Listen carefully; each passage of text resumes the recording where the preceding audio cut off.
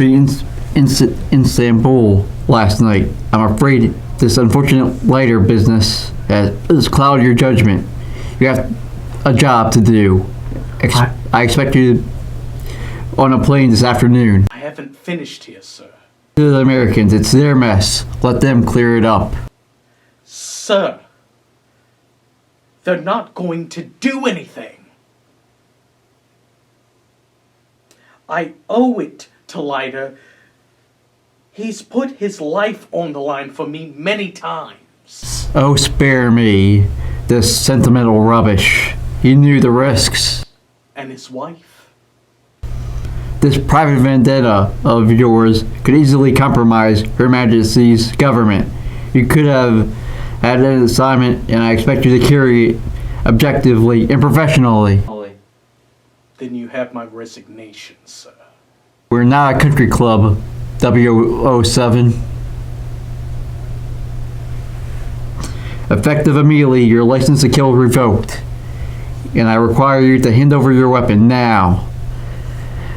I need hardly remind you, you're still bound by the Official Secrets Act.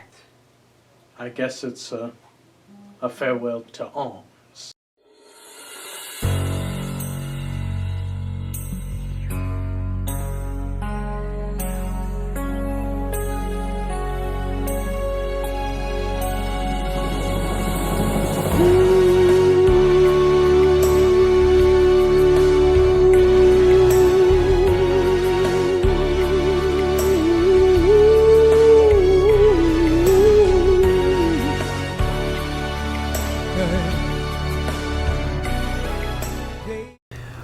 Welcome back to the Real Screen Television Team, everyone. I'm Andrew Thomas, and I'm here with fellow Bob Christopher Johnson. Hello, everyone. And we're finishing up the Dalton era.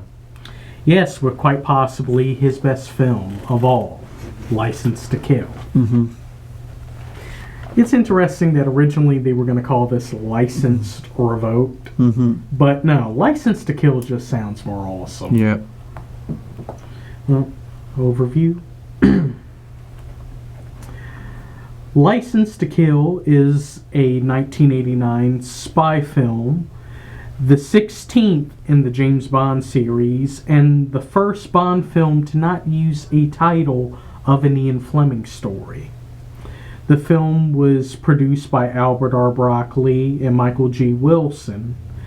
The film was directed by John Glenn. His fifth and final Bond film, and written by Richard Maybaum, the last Bond film he would work on before his death in 1991.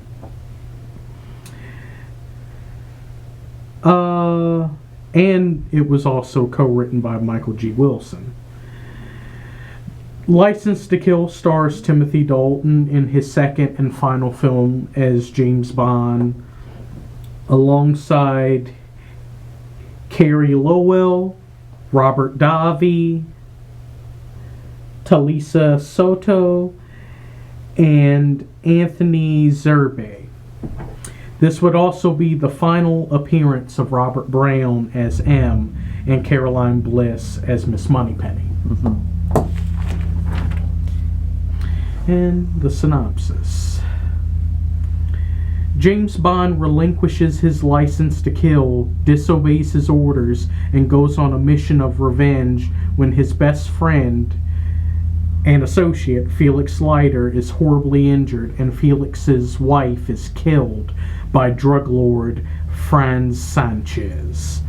Pam Bouvier, a beautiful CIA pilot, flies Bond to Sanchez's South American headquarters, where, disguised as a hitman, Bond is hired by the villainous drug lord.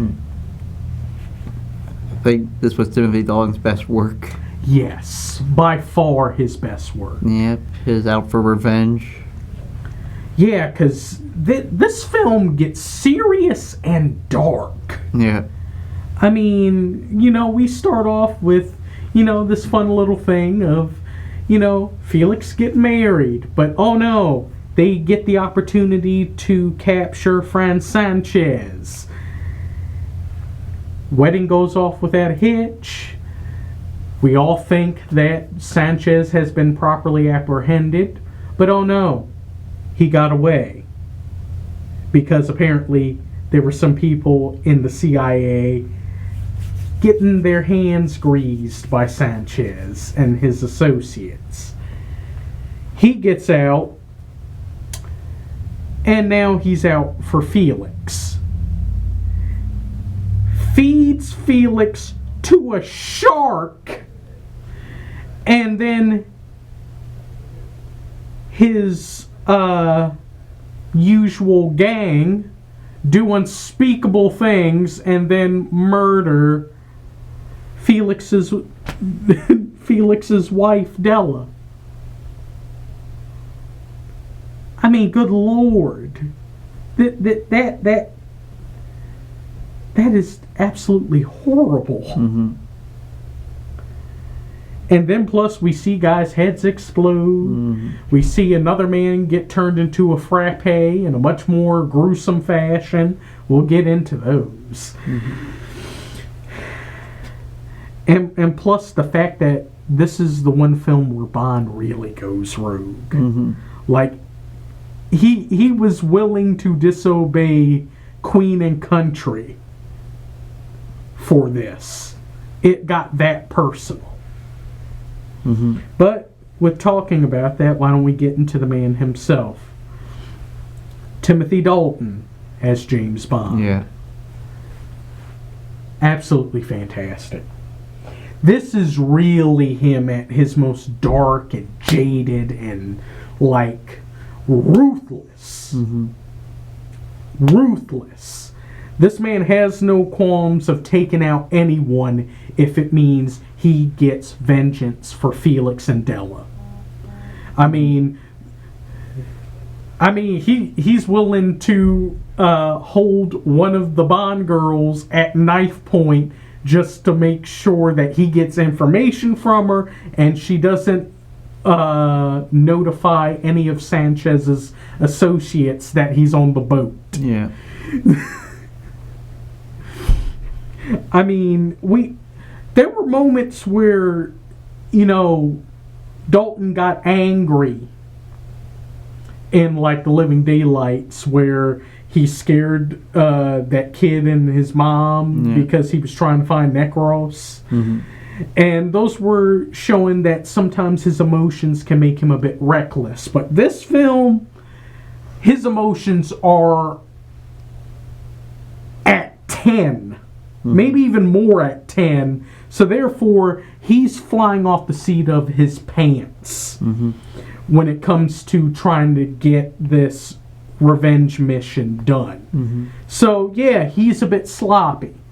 Mm-hmm. He's a bit sloppy in doing some of these things, but let's not forget how intelligent and cunning Bond can be. Yeah. That he can always find a way out of situations. Mm-hmm. I mean, your thoughts? Yeah. Like I said, I really liked him being out for revenge stuff. I mean, fantastic. But with talking about Bond, why don't we get into the Bond girls? Mm-hmm. Starting with Pam Bouvier, played by Carrie Lowell. Mm-hmm. I really like Pam. Yeah. She's a truly underrated Bond girl. Yeah. Although her long wig didn't help the first. She's one of the women where short hair works. Yeah. Well, fine with her that she started on Law and Order for 2 seasons with the short hair. Oh, really? Yeah. Oh. Being an assistant ADA. Huh. See, even more proof. Every American actor has to be on some version of Law and Order. Yeah. In their career. Yeah. But I really enjoy Pam because she's the one that is still keeping Bond on the straight and narrow. Mm-hmm. She understands that while this is this is mainly a revenge mission for him. She's also tasked to stop Sanchez. Mm-hmm. and she is the one making sure Bond doesn't fly completely off the handle. Mm-hmm. And I kind of like that. Mm-hmm. Because you get to see a lot more of their chemistry grow. Mm-hmm. And the fact that while they're both going through this really serious situation, they find camaraderie in one another, and they start to fall for one another. Yeah. Um, Pam gets jealous over the other Bond group. yeah. And plus, I have to give Pam all the credit of being just as ruthless as Bond during some senses. Like when he's out to find Sanchez's gang. Oh, yeah, he just has, his standard gun on him. She's there with a freaking sawed-off shotgun. Oh, I'm just going to fly to one of Sanchez's headquarters and hold Wayne Newton at gunpoint. But I love Pam. But seeing as though you brought her up,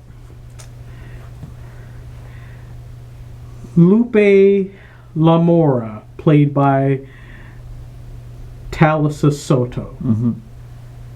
Lupe is also a great Bond girl. She does get scarred at the beginning. Oh, yeah. She's unfortunately in that league of kept women, like Domino and Scaramanga's woman, where essentially she's like the kept pet or woman of carnal relief for the main villain. And yeah, with Sanchez, he takes his loyalty very seriously, and when he finds out Lupe is having an affair, for her to pay her penance, he whips her with a stingray's tail.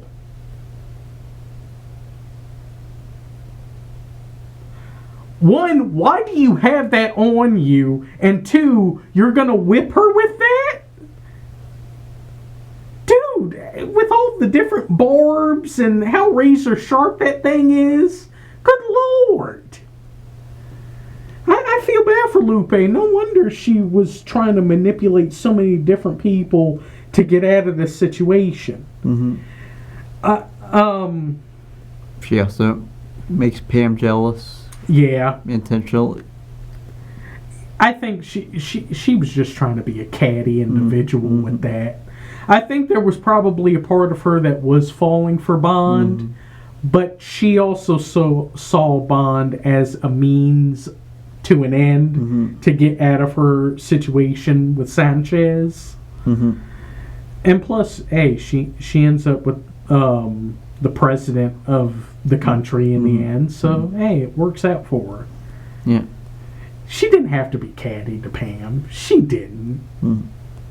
And we should discuss the allies. Well, sure. Start with the main one himself. Yeah. The main reason why this whole story gets so serious. Felix Leiter. Welcome back, David Hedison. Yeah, this is the first time in these films until the Daniel Craig era that we have a recurring actor playing Felix Leiter. The last time we saw David Hedison was in Live and Let Die, Roger Moore's first film. And interestingly enough, in the original book for Live and Let Die, that's when Felix gets attacked by the shark. So they brought this man back just to repay the thing he missed in the first film. But I really like David Hedison, even though he's a much more elder statesman. compared to, Timothy Dalton. I mean, he's a number of years older. But you do feel that sense of camaraderie between them. Yeah. And I really feel bad for Felix. Yeah. I mean, it's a truly sad and gruesome scene when you see him get attacked by that shark. Yeah. He lives, but this man lost a leg. We see his leg get bitten off, and he nearly loses an arm as well. And then on top of it, before it happens, he finds out unspeakable things are happening to his wife that he just married. And she's completely innocent in this whole situation. It's really sad. Although he does seem a little too happy at the end. Yeah, that's messed. Yeah. There should have been a bit more reflection. I mean, man, your wife got violated and murdered, and you just lost a leg. I don't think you should be keeping it in stride that much. I mean, calm down, man. And plus this woman has now. This woman also had 2 children. They just lost their mom. They're essentially orphans now.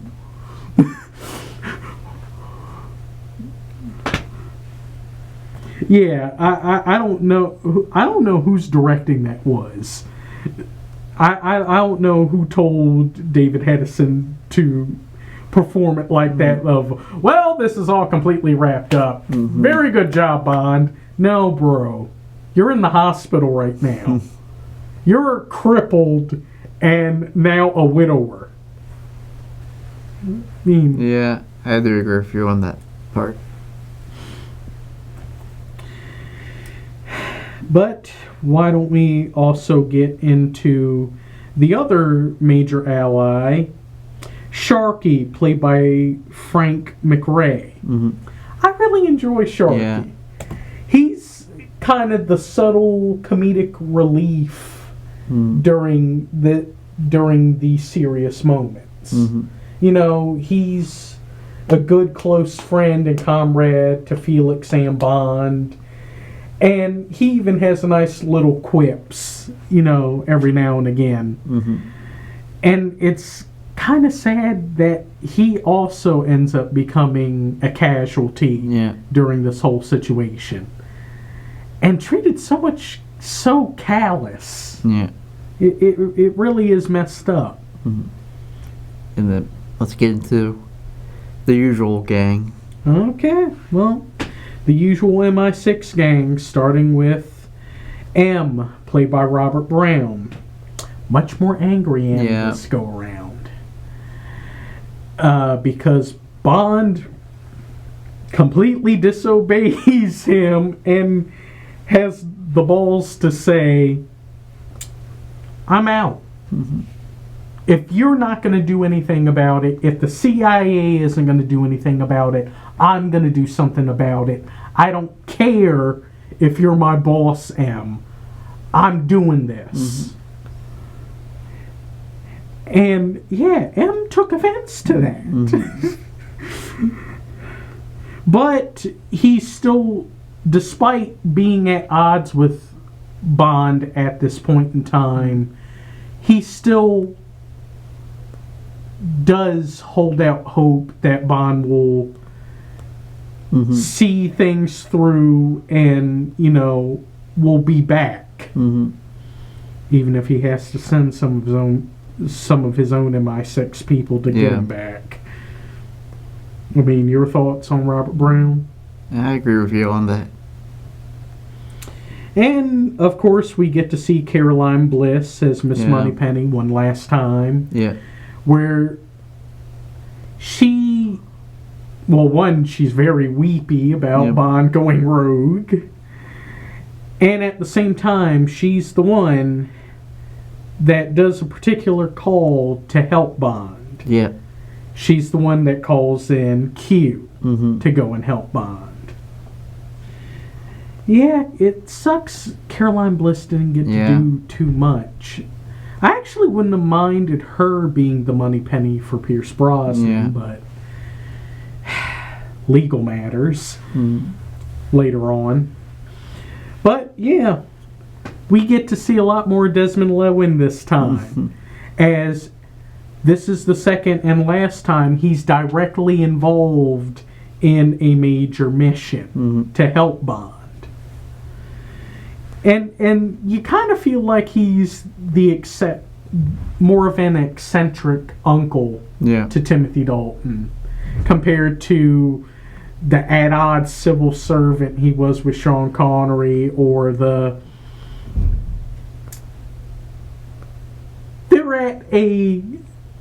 at a kind of eye and eye, but you can still tell there's a butting of heads with Roger Moore.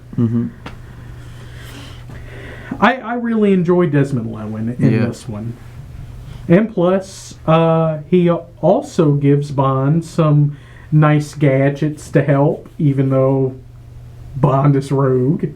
He gives him the exploding toothpaste.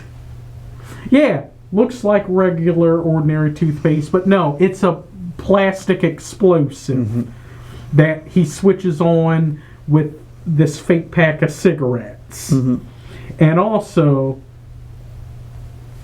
the camera sniper rifle. Yeah, it looks like a regular camcorder, but then you add a barrel to it. Oh, look at the birdie, you bastard. Love it.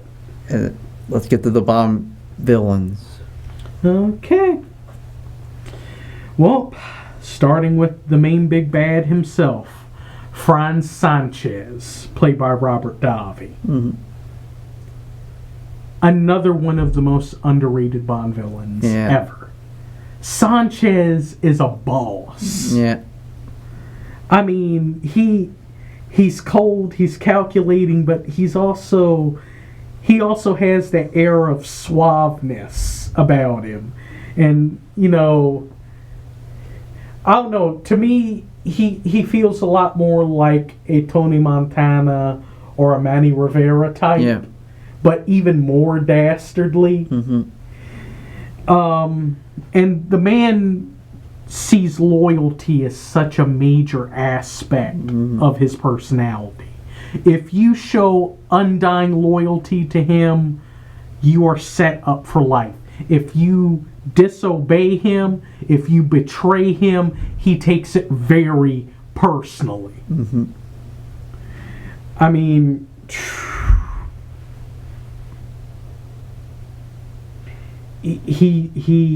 I mean, what he does to Crest when he realizes Crest is betraying him or playing him.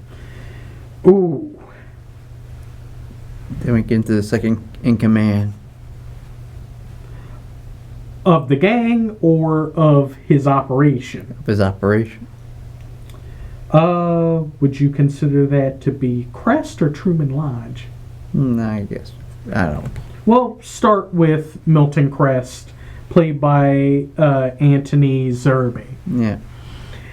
Yeah, Crest, he's this sniveling, slimy guy that runs this huge, like, fish and aquatic emporium. But he's helping Sanchez, you know, with his dealings with drugs and arms and things like that. And, yeah, when it turns out he is doing things for his own personal interests, we see this man's head explode due to pressure when he's locked in a pressure chamber. He was locked in there with money. We saw this man's head expand and explode gruesomely. And all Sanchez has to say about the money that has just been covered in blood, launder it. But what we got to see of Crest was pretty cool. You know, him also using his aquatic equipment. It was cool.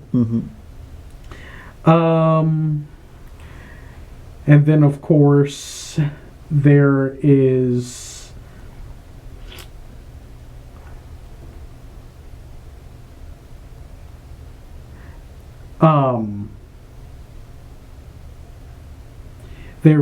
of course, also Ed Killefer. He's the member of the CIA that betrays Felix and the CIA just for money.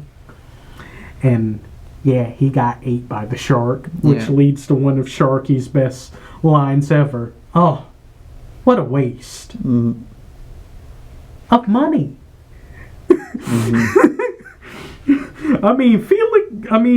Bond is still pissed off about everything that's happened to Felix and Della.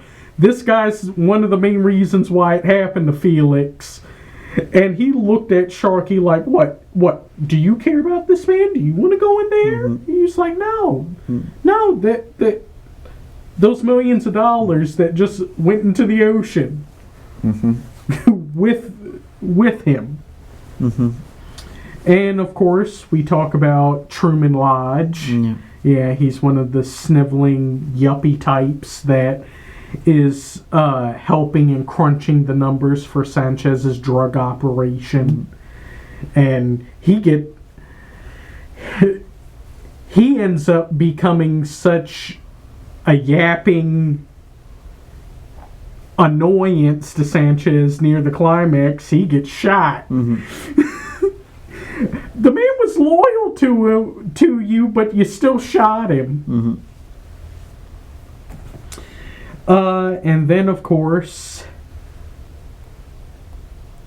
his major head of his gang, Dario, played by Benicio del Toro. Yeah. I swear, Del Toro, despite the fact he doesn't have that much of a part in this film, he is so memorable. Yeah. I mean... And this won't be the last time we'll talk about him. Yeah. I mean, there's some sense that he looks just as suave and as cool as Sanchez, but then there's those moments where you can see kind of the gremlin or the devil come out of him when he's enjoying the horrible things that he's doing or is about to do to people. Plus his automatic switchblade that makes a whooshing sound when he brings it up. Yeah. I thought he did great in this movie. Yeah. And he also deals with quite possibly, I don't know, is it worse than Head Explosion when it comes to a villain death? It's close to it. We see this man get turned into a frappe. We see this man go into, this conveyor belt that has... I know it's something to absolutely, decimate things. And we see this man go in foot first, and we see him get chopped up into a fine bloody paste. I mean, while this man did horrible things, I mean, it's alluded to he's the main man that killed Della. And also all the other potential horrible things he has done working for Sanchez. Yeah, it's still... You still feel a little bit bad for him.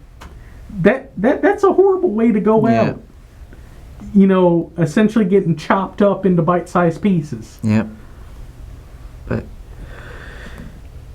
there was a lot of good in this movie. Yeah. I mean, the plot was fantastic. Yeah, I like this plot better than the last two plots. Yeah. Great revenge story. Yeah. Theme song. Oh yes, the theme song. License to Kill by Gladys Knight. Yeah. Definitely one of my favorite theme songs in the whole Bond franchise. Yeah. She was truly on her A game singing that. I don't really know if there was any bad, really. Other than that weird Felix moment at the end. Yeah. And plus, let's also, Unless you count Bond hitting on his wife to be. yeah. It was weird of the whole kiss the bride thing, Yeah. and she straight up kissed him. More than once. Yeah. But you do have to give a good shout out to Priscilla Barnes as Della Churchill. Yeah. You know, despite her small part, but she's a very integral part of this whole story. I Yeah. mean, she's one of the people horribly done wrong by Fran Sanchez. Yeah. Then we get weird Wayne Newton cameo. Yes. Wayne Newton as Professor Joe Butcher. Mm-hmm. Yeah, he's a televangelist that is essentially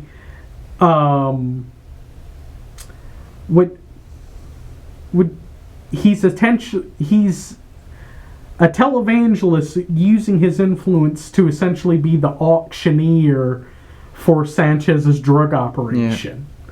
Yeah. Bless your heart. Yeah. But it was cool to see Wayne Newton, Yeah. you know, and him being held at gunpoint by Pam. The action scenes were awesome. Yes. I mean, whether it was, you know, the main vehicle chase during the climax, which felt very Mad Max to me, or the major conflicts he has with Dario and the gang in that bar, or just his final confrontation with Sanchez, where he finally let Sanchez know, oh yeah, I'm doing this for Felix and Della. And the acting was great. Yes, everyone's acting was top tier in this, but I definitely have to give it to Timothy Dalton, Robert Davi, Carrie Lowell, and Talisa Soto as being the main MVPs of this film. They all were just fantastic. And you definitely felt the chemistry between Bond and Pam and Bond and Lupe. That really you actually could have been fine with him ending up with either one of them.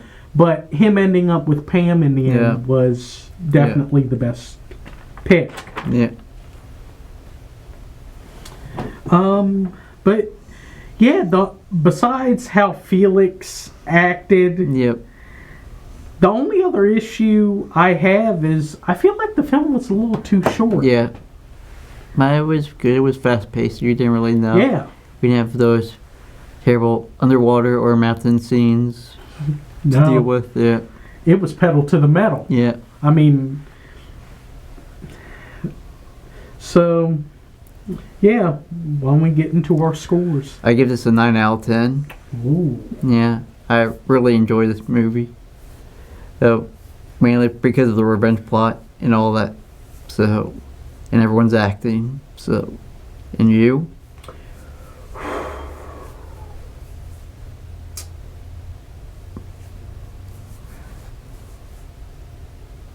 I gotta give it a 9.5. I gotta give it a 9.5. I'm so close to giving this a 10 out of 10. But if the film had been a little bit longer, and you know there were a couple more, you know, couple more scenes of him like dealing with Dario, or I don't know. If there were like a couple more instances of like action, or if he had an even longer fight with Sanchez, 10 out of 10. But I give it a 9.5.